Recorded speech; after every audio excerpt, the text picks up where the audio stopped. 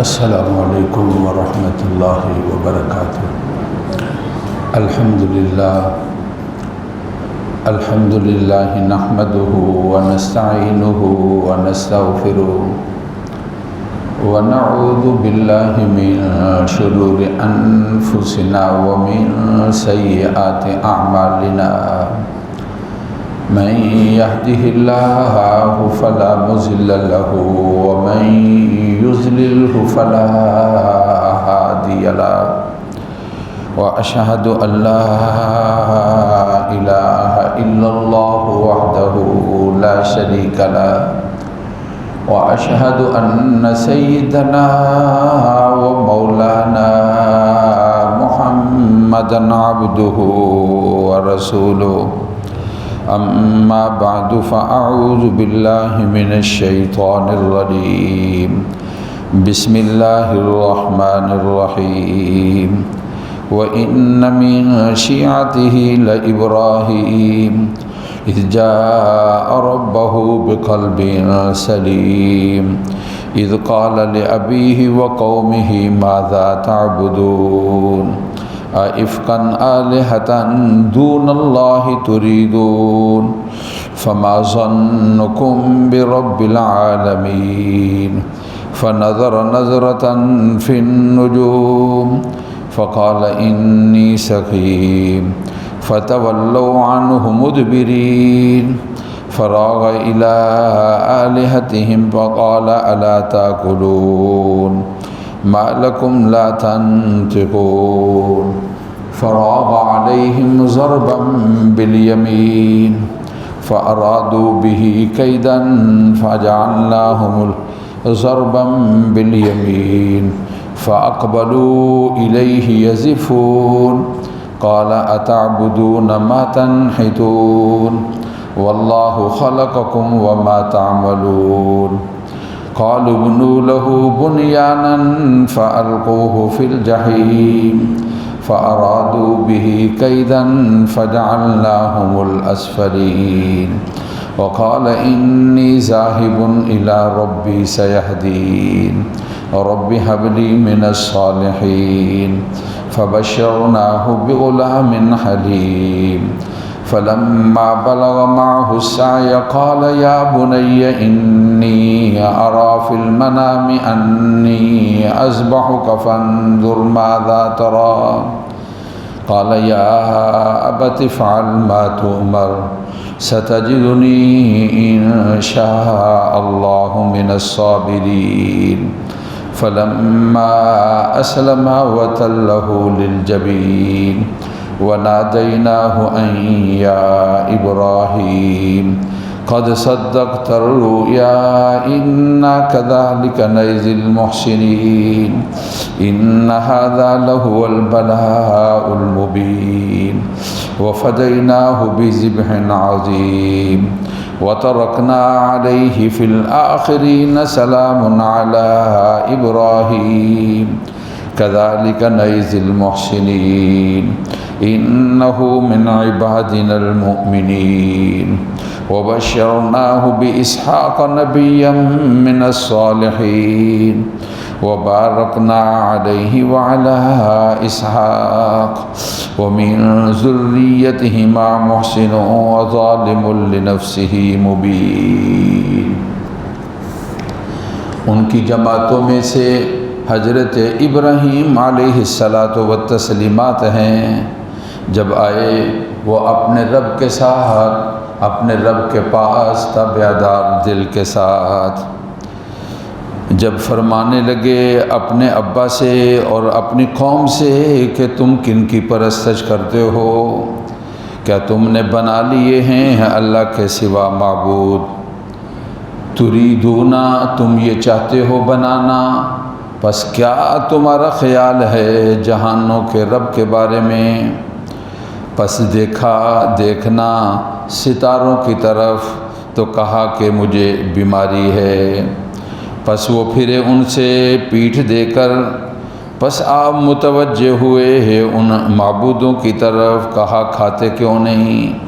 تمہیں کیا ہے کہ تم باتیں نہیں کرتے، پس آپ متوجہ ہوئے ان کی طرف دائیں ہاتھ سے مارنے کے ساتھ۔ پس وہ لوگ آئے باتیں کرتے ہوئے، کہا حضرت ابراہیم نے کہ تم عبادت کرتے ہو جن کو تم تراشتے ہو، اور اللہ نے تمہیں پیدا کیا ہے اور جو کچھ تم کرتے ہو۔ کہنے لگے کہ بناؤ ان کے لیے ایک عمارت، پس ڈال دو ان کو دوزخ آگ میں۔ پس انہوں نے ارادہ کیا ہے ایک تدبیر کا، تو پس ہم نے کر دیا ان کی تدبیر کو ناکام۔ تو کہا حضرت خلیل اللہ نے میں جانے والا ہوں اپنے رب کی طرف، وہ میری رہنمائی فرما دیں گے، اور دعا مانگنے لگے اے میرے رب مجھے نیکوکار بیٹا عنایت فرمائیے۔ پس ان کے لیے خوشخبری دی گئی بیٹے کی جو بڑا بردبار ہوگا۔ پس جب وہ پہنچا آپ کے ساتھ کام کاج تعاون کی مدت کو، تو کہا اے میرے بیٹے میں نے خواب میں دیکھا ہے میں تجھے ذبح کر رہا ہوں، پس بتا تیری اس کے بارے میں کیا رائے ہے؟ فرمانے لگے ابا جان جو آپ کے لیے حکم ہے آپ اس کو کیجئے، اگر میرے رب نے چاہا تو آپ پائیں گے مجھے صبر کرنے والا۔ پس جب دونوں تیار ہو گئے اور زمین پر ان کی پیشانی کو گرا لیا، اور ہم نے آواز دی اے ابراہیم آپ نے تو خواب کو سچ کر دکھایا ہے، اس طرح ہم نیکوکاروں کو بدلہ دیتے ہیں۔ یہ بہت بڑا امتحان تھا اور ہم نے اس کے بدلے میں فدیہ دیا ایک بڑی قربانی کا، اور ہم نے اس کو چھوڑ دیا بعد والوں میں۔ سلام ہو حضرت ابراہیم پر، اس طرح ہم نیکوکاروں کو بدلہ دیتے ہیں، بے شک وہ ہمارے تابعدار بندوں میں سے تھے۔ ہم نے ان کو بشارت دے دی بیٹے اسحاق کی جو نبی ہوں گے اور نیکوکار، اور ہم نے برکت ڈالی ان پر بھی اور حضرت اسحاق پر بھی، اور ان کی اولاد میں نیکوکار بھی ہیں اور اپنے ساتھ واضح زیادتی کرنے والے ہیں۔ صدق اللہ العظیم وبلغنا رسولہ النبی الکریم۔ واجب صد احترام معزز سامعین، قرآن مجید فرقان حمید کی چند آیات مبارکہ آپ کے سامنے تلاوت کی گئی ہیں۔ 23واں پارہ ہے، سورۃ والصافات ہے، اور سورت کا یہ تیسرا رکوع ہے جس کی تلاوت اور ترجمہ آپ نے سنا ہے۔ حج کا مہینہ ہو تو بلا حضرت ابراہیم کا تذکرہ کیوں نہیں ہوگا؟ جگہ جگہ پر ان کی اور ان کے خاندانوں کی یادیں ہیں، اس لیے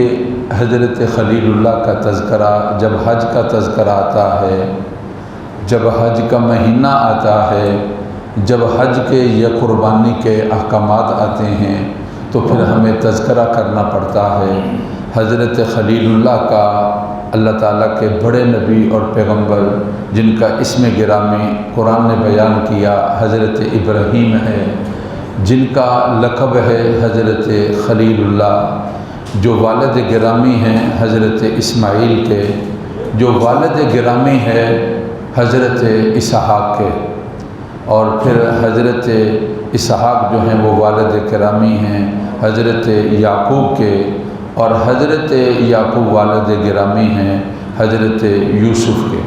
یہ انبیاء کا خاندان ہے، آپ کو ابو الانبیاء کہا جاتا ہے۔ تو آج جمعے میں ہم بیان کریں گے حضرت خلیل اللہ کی قربانی کا تذکرہ۔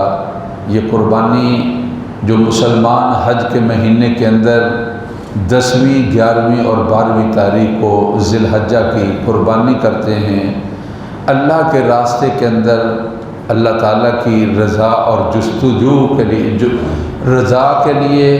اور اللہ رب العزت کے ہاں قرب کو جستجو کرنے کے لیے اپنے لیے پیارے جانوروں کو اپنے اللہ کے لیے قربان کرتے ہیں اور خون بہاتے ہیں، جن کے بارے میں رسول اللہ صلی اللہ علیہ وسلم نے یہ ارشاد فرمایا، پوچھا گیا کہ ما ہی الاضحیہ، قربانی کیا چیز ہے؟ تو آپ نے فرمایا کہ سنت ابیکم ابراہیم، تمہارے والد گرامی حضرت ابراہیم علیہ الصلاۃ والتسلیمات کا طریقہ ہے اور ان کی سنت ہے۔ اللہ رب العزت کی ذات نے ان کا یہ طریقہ اور سنت ایسی پسند آئی، قیامت تک آنے والی انسانیت کو حکم دے دیا گیا، دنیا کے جس خطے میں رہنے والے ہیں ان کے لیے حکم دے دیا گیا کہ اللہ کے راستے کے اندر جانوروں کو قربان کرو۔ پھر قربان جائیں اس بات پر لاکھوں کی تعداد میں نہیں، کروڑوں کی تعداد کے اندر جانور ذبح ہوتے ہیں، لیکن کبھی ایسا نہیں ہوا پوری انسانی تاریخ کے اندر ہم نے نہیں سنا کہ قربانی کے جانور کامیاب ہو گئے ہوں، کہ جی جانور نہیں مل رہے، قربانی کس طرح کریں۔ وافر مقدار کے اندر آخری دن تک جانور ملتے ہیں۔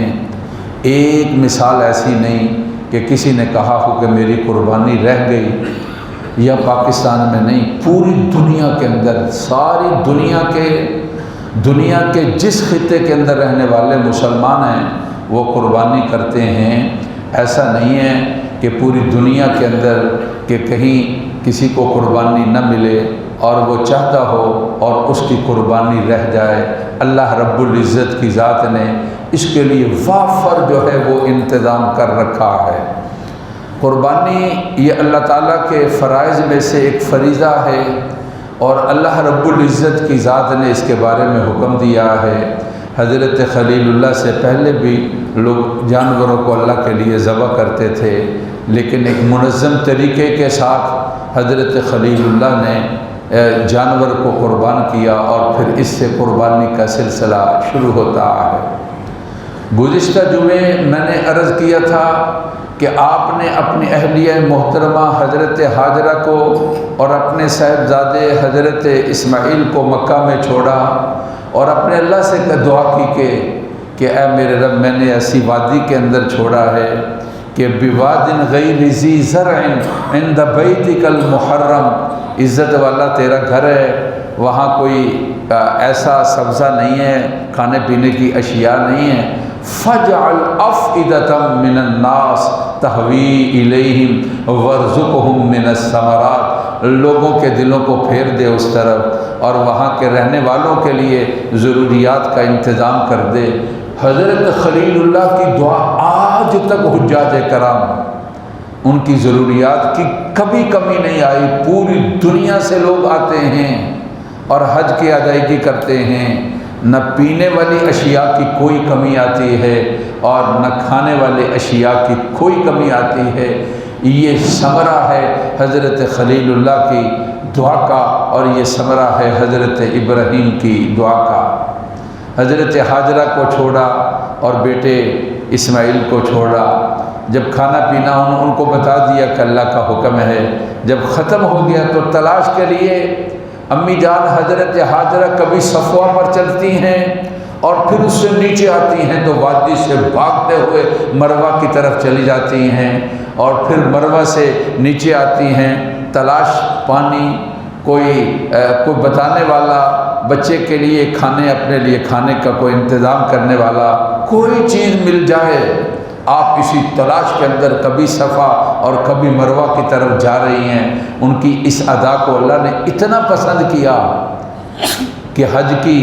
تکمیل نہیں، عمرے کی تکمیل نہیں، جب تک کہ صفا اور مروہ جو ہے اس کے درمیان میں صحیح نہیں ہے۔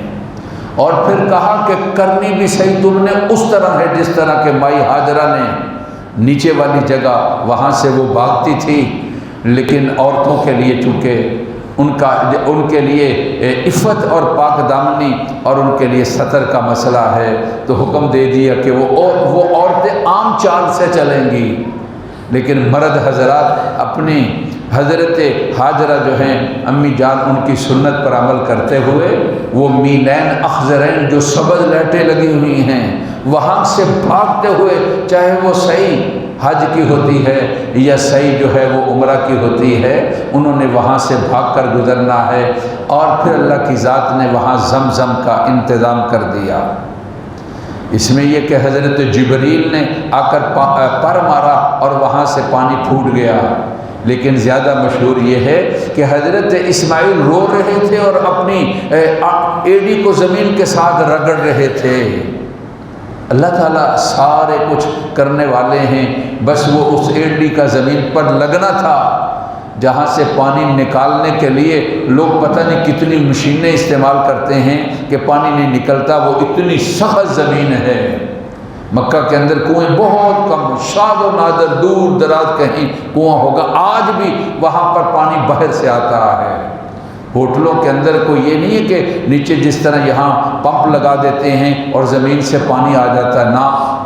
ہوٹلوں کے اندر زمین کے اندر ٹینک بنائے ہوئے بڑے بڑے، ان کو خزاں کہتے ہیں، پانی کا خزانہ۔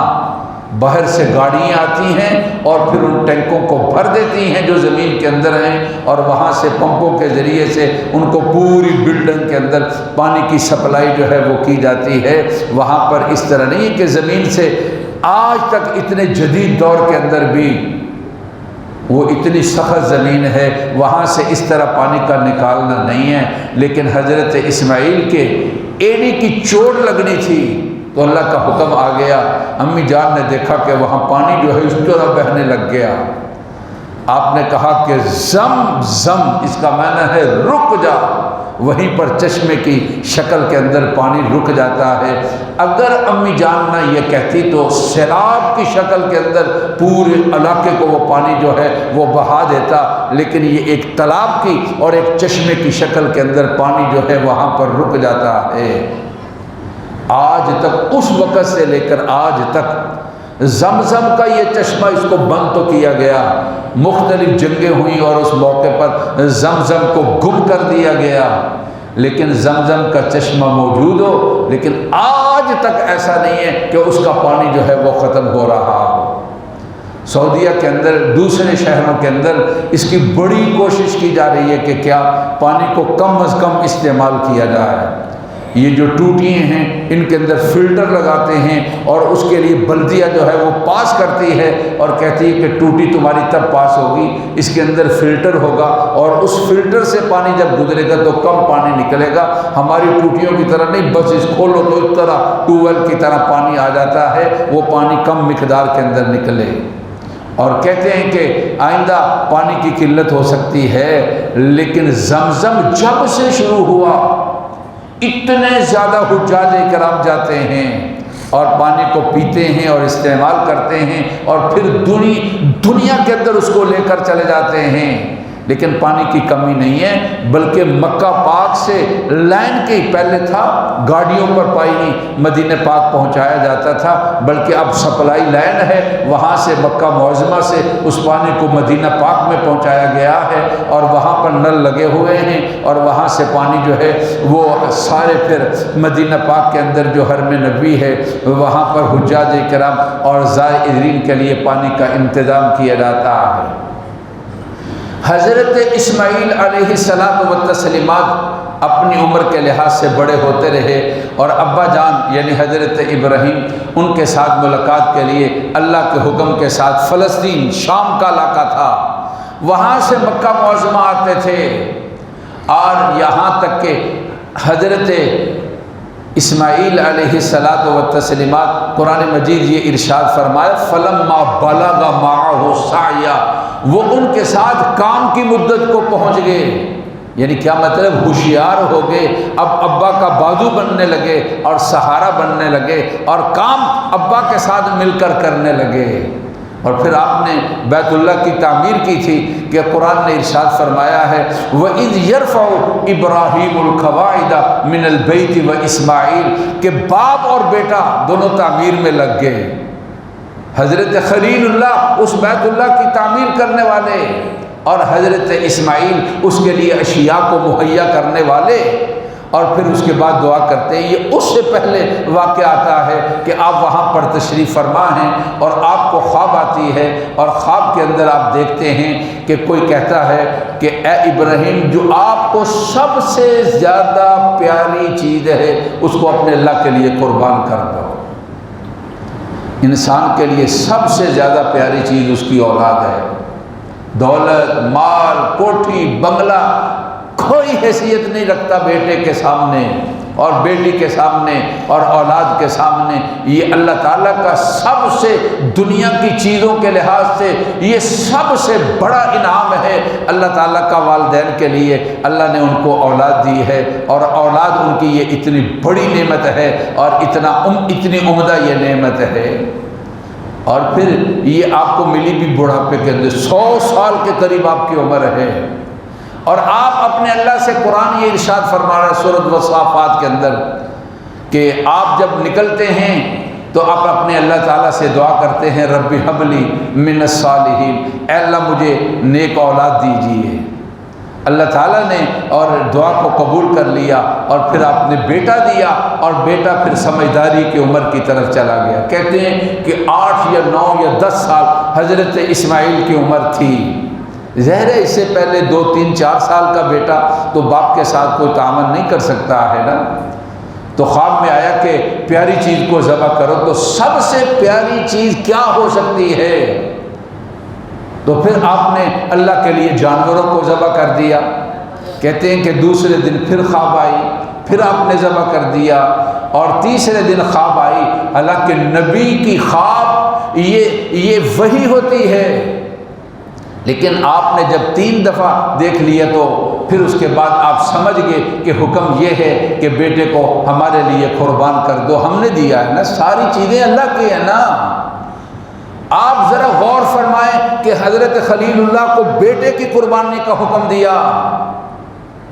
نہ اللہ تعالیٰ باپ سے چاہتے تھے کہ بیٹے کو قربان کریں، اور نہ اللہ تعالیٰ بیٹے کے بارے میں چاہتے تھے کہ وہ قربانی کا اپنے آپ کو قربان ہو جائے، لیکن اللہ تعالیٰ ایک امتحان اور آزمائش تھی۔ آج بھی میرے اور آپ کے لیے ایک آزمائش اللہ نے مال دیا ہے، تو کون ہے اپنے مال میں سے ایک پیسے نکال کر ایک جانور خریدتا ہے اور اپنے اللہ رب العزت کے لیے اس کو قربان کرتا ہے؟ پھر بہانے لگانا جی اتنے سارے پیسے، یہ پرانی باتیں تھیں، کسی غریب کو دے دیا جائے، اور پھر یہ جی سارے خاندان سے ایک ہی قربانی دے دی جائے، یہ محض غلط قسم کے بہانے ہیں، ان کا کوئی تعلق نہیں ہے۔ جب قربانی اللہ نے مال دیا ہر آدمی پر، بہو کے پاس ہے تو اس پر الگ قربانی ہے، بیٹے کے پاس ہے تو اس پر الگ قربانی ہے، بیوی کے پاس ہے تو اس پر الگ قربانی ہے۔ ایک گھر کی قربانی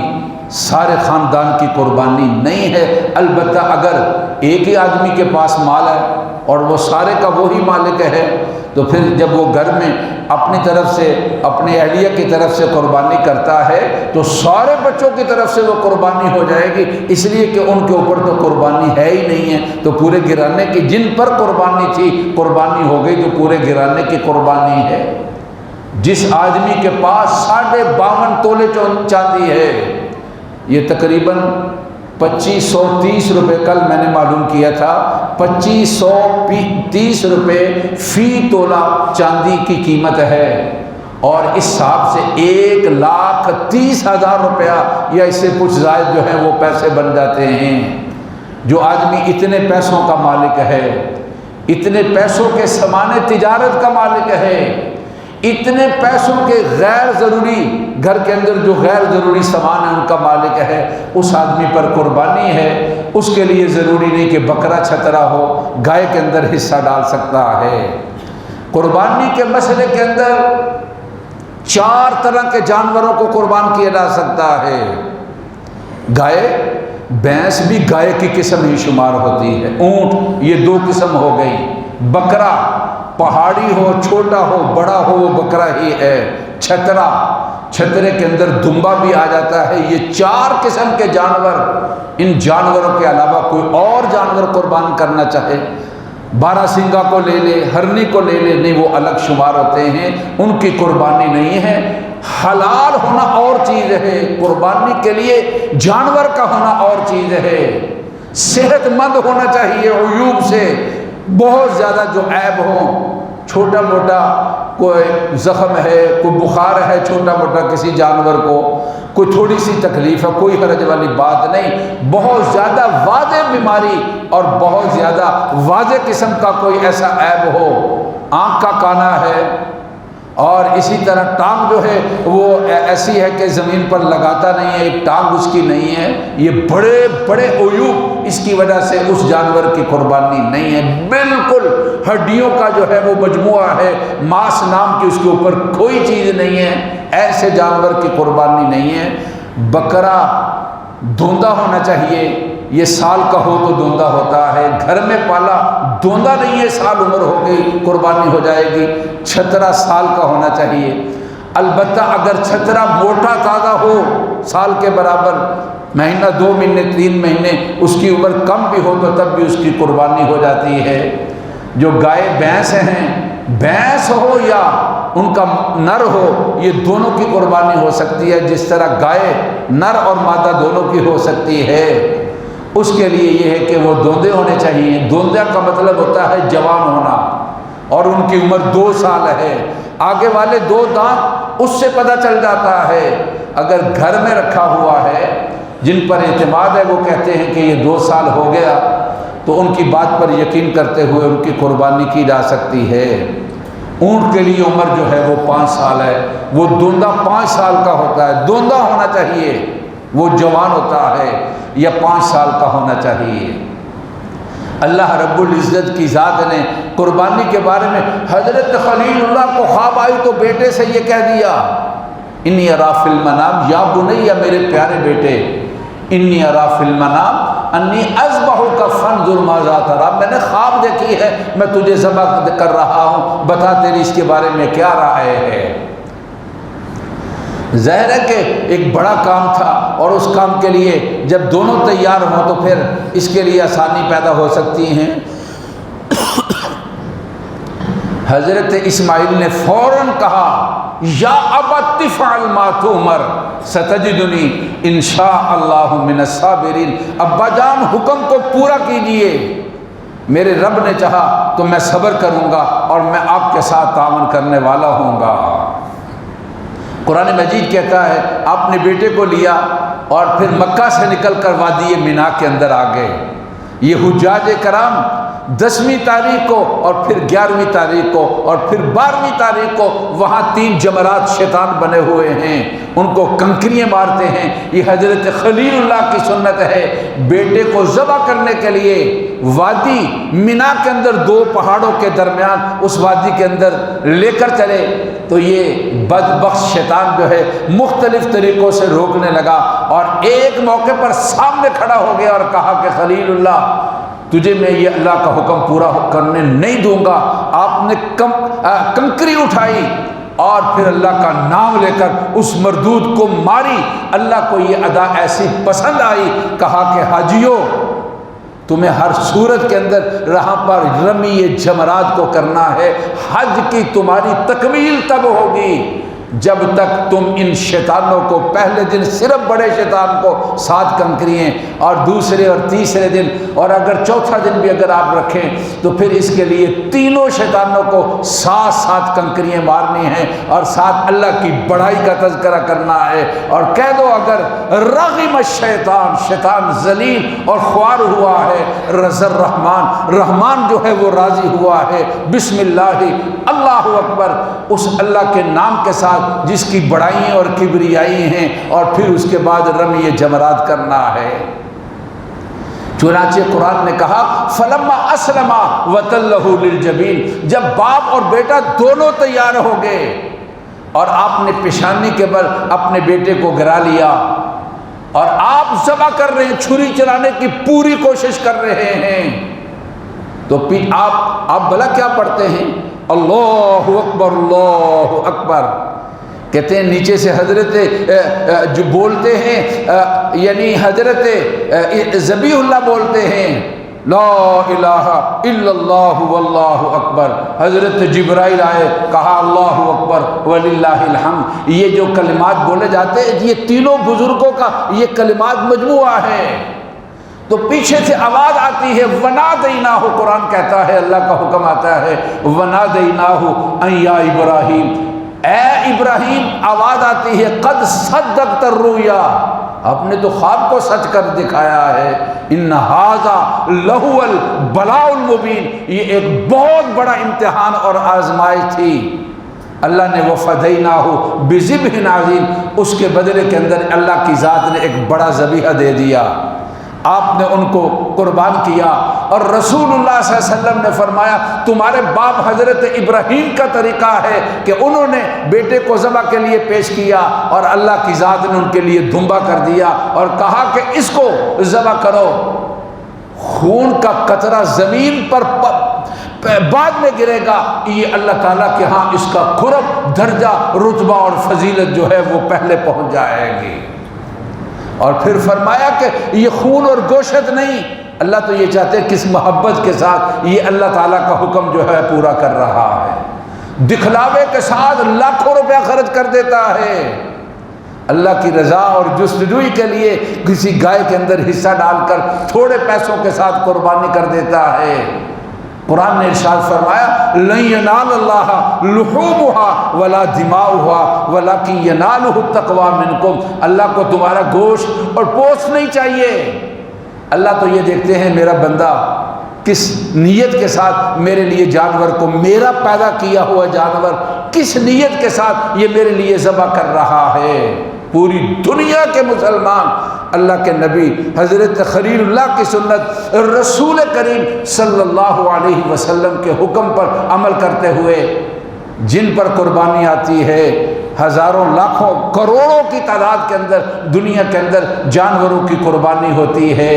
اللہ تعالیٰ قبول فرمائے اور آسانی پیدا فرمائے، اللہ تعالیٰ اس عشرہ ذی الحجہ کے سارے فضائل نصیب فرمائے، اور ربنا تقبل منا انک انت السمیع العلیم، سنتے ادا فرما لیجیے۔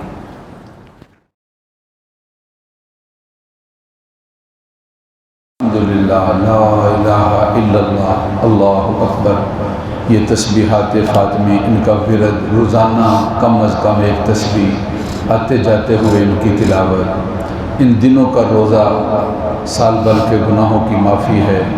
اور 9ویں تاریخ کا روزہ 2 سال کے گناہوں کی معافی ہے، فضائل والے دن ہیں، خاص طور پر ان دنوں میں اپنے کو گناہوں سے بچاؤ، اللہ تابع دار بنائے۔ الحمدللہ رب العالمین، الحمدللہ رب العالمین، الحمدللہ رب العالمین، اللہم صلی علی سیدنا و مولانا محمد وعلی علی سیدنا و مولانا محمد وبارک وسلم۔ اے اللہ ہماری جمعہ کی نماز کو قبول فرما، عشرہ ذی الحجہ کے اے اللہ فضائل نصیب فرما، حج کے لیے جو لوگ ہیں ان کے لیے سہولتیں پیدا فرما، اور اے اللہ ان کے سفر کو، ارکان حج کو اے اللہ قبول فرما، قربانی کے لیے اللہ آسانیاں پیدا فرما، قربانی کی توفیق نصیب فرما، قربانی میں قبولیت نصیب فرما، اے اللہ ہماری دعائیں قبول فرما لے، ہر حادثے سے اور آفت سے بچا، ہر پریشانی سے اور بیماری سے محفوظ فرما، جتنے بیمار ہیں اے اللہ صحت کاملہ دے دے،